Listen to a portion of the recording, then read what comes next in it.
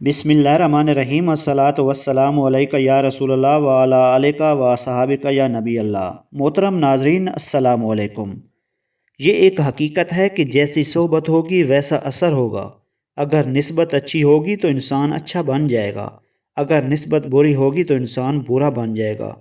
نتیجہ یہ نکلا کہ اچھی صحبت اور نسبت انسان کو جنت میں لے کے جائے گی، اور بری صحبت اور نسبت انسان کو دنیا و آخرت میں ذلیل و خوار کر کے دوزخ میں لے جائے گی۔ جیسی صحبت ویسا اثر۔ ناظرین محترم، احمد بن مبارک الفرمانی بیان فرماتے ہیں۔ احمد بن المبارک المرفانی بیان کرتے ہیں کہ ان لوگوں کے جو حضرت شیخ عبدالقادر جیلانی سے علم فقہ پڑھتے تھے، ایک اجمی شخص تھا، اس کا نام ابی تھا۔ یہ شخص نہایت غبی اور کند ذہن تھا۔ نہایت دقت اور محنت سے سمجھاتے ہوئے بھی یہ شخص کوئی بات نہیں سمجھ سکتا تھا۔ ایک روز یہ شخص آپ سے پڑھ رہا تھا کہ اتنے میں آپ کی ملاقات کے لیے ابن سہمل آئے۔ انہیں آپ کے اس شخص کے پڑھانے پر نہایت تعجب ہوا۔ جب وہ شخص اپنے سبق سے فارغ ہو کر چلا گیا تو انہوں نے آپ سے کہا، مجھے آپ کے اس شخص کے پڑھانے پر نہایت تعجب ہے کہ آپ اس کے ساتھ حد درجہ مشقت اٹھاتے ہیں۔ آپ نے ان کے جواب میں فرمایا، اس کے ساتھ میری محنت اور مشقت کے دن ایک ہفتہ سے کم رہ گئے ہیں۔ ہفتہ پورا نہ ہونے پائے گا، یہ بیچارہ رحمت الہی میں پہنچ جائے گا۔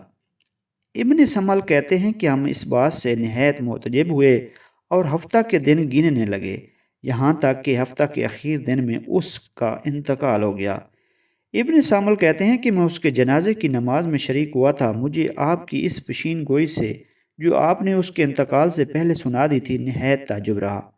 شیخ ابو العباس احمد ابو صالح مطبقی کہتے ہیں، ایک دفعہ جیلان میں خشک سالی ہوئی، لوگوں نے ہر چند دعائیں مانگی، نماز استسقاء بھی پڑھی، مگر بارش نہ ہوئی۔ لوگ آپ کی پھپھی صاحبہ کی خدمت میں حاضر ہو کر آپ سے دعائے استسقاء کے درخواست گار ہوئے۔ آپ نیک بخت اور سہلے بی تھیں اور آپ کی کرامات سب پر زہر تھیں۔ آپ کی کنیت ام محمد تھی۔ آپ کا نام عائشہ اور آپ کے والد ماجد کا نام عبداللہ تھا۔ آپ نے لوگوں کے حسب خواہش اپنے دروازے کی چوکھٹ سے باہر ہو کر زمین جھاڑی اور جناب باری کی خدمت میں عرض کرنے لگی، اے پروردگار، میں نے زمین جھاڑ کر صاف کر دی ہے، اس پر چھڑکاؤ تو کر دے۔ آپ کے اس کہنے کو تھوڑی ہی دیر گزری تھی کہ آسمان سے موسلا دھار پانی گرنے لگا اور یہ لوگ پانی میں بھیگتے ہوئے اپنے گھروں کو واپس چلے گئے۔ شیخ محمد قائد روانی بیان کرتے ہیں کہ ایک دفعہ میں حضرت عبدالقادر جیلانی کے پاس تھا۔ اس روز میں نے آپ سے کئی باتیں پوچھیں۔ میں نے آپ سے یہ بھی پوچھا کہ آپ کی عظمت اور بزرگی کا دار و مدار کس بات پر ہے؟ آپ نے فرمایا، راست گوئی پر۔ میں نے کبھی جھوٹ نہیں بولا، حتیٰ کہ جب میں مکتب میں پڑھتا تھا تب بھی کبھی جھوٹ نہیں بولا۔ آپ نے فرمایا، جب میں اپنے شہر میں صغیر سن تھا، مطلب چھوٹا تھا، تو میں نے ایک روز عرفہ کے دن دیہات کی طرف نکلا اور کھیتی کے بیل کے پیچھے ہو لیا۔ اس نے میری طرف دیکھا اور کہا، عبدالقادر، تم اس لیے پیدا نہیں ہوئے ہو؟ میں گھبرا کر اپنے گھر لوٹ آیا اور اپنے گھر کی چھت پر چڑھ گیا۔ لوگوں کو میں نے عرفات کے میدان میں کھڑے ہوئے دیکھا۔ پھر میں اپنی والدہ مائدہ کے پاس آیا اور میں نے ان سے عرض کی کہ آپ مجھے خدا کی راہ میں وقف کر دیں اور مجھے بغداد جانے کی اجازت دیں، میں وہاں جا کر علم حاصل کروں۔ آپ نے مجھ سے اس کا سبب دریافت کیا تو میں نے انہیں یہی واقعہ سنا دیا۔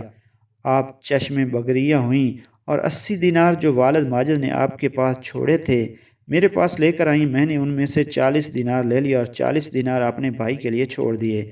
آپ نے 40 دینار میری گڈڑی میں سی دیے اور مجھے بغداد جانے کی اجازت دے دی، اور آپ نے مجھے خواہ میں کسی حال میں بھی ہوں راست گوئی کی تاکید کی۔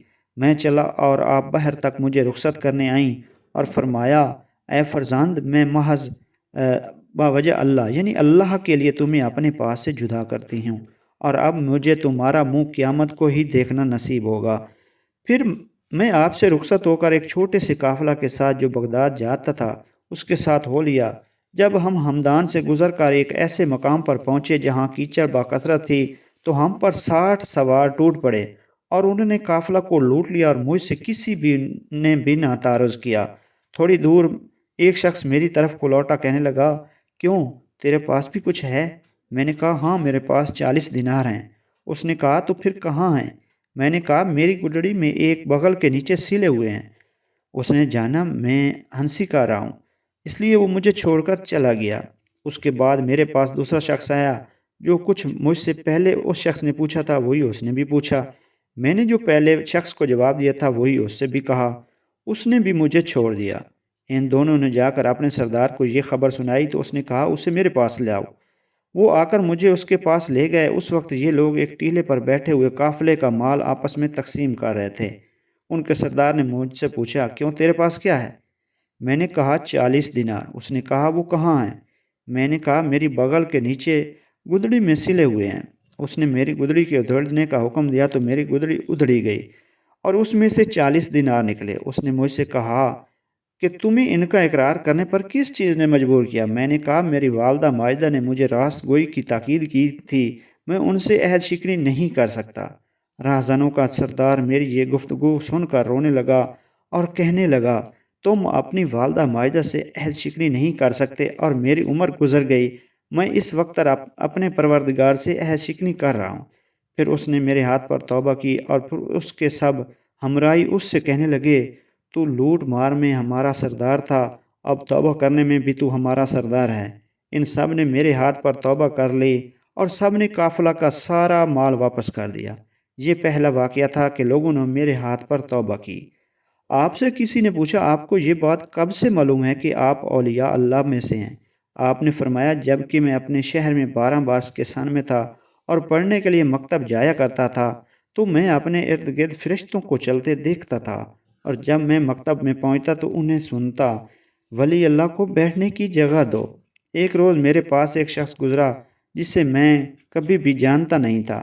اس نے جب فرشتوں کو یہ کہتے سنا کہ کشادہ ہو جاؤ اور ولی اللہ کو بیٹھنے کے لیے جگہ دو تو اس شخص نے فرشتوں سے پوچھا یہ کس کا لڑکا ہے؟ ایک فرشتہ نے ان سے کہا یہ ایک شریف گھرانے کا لڑکا ہے۔ انہوں نے کہا یہ عظیم و شان شخص ہوگا۔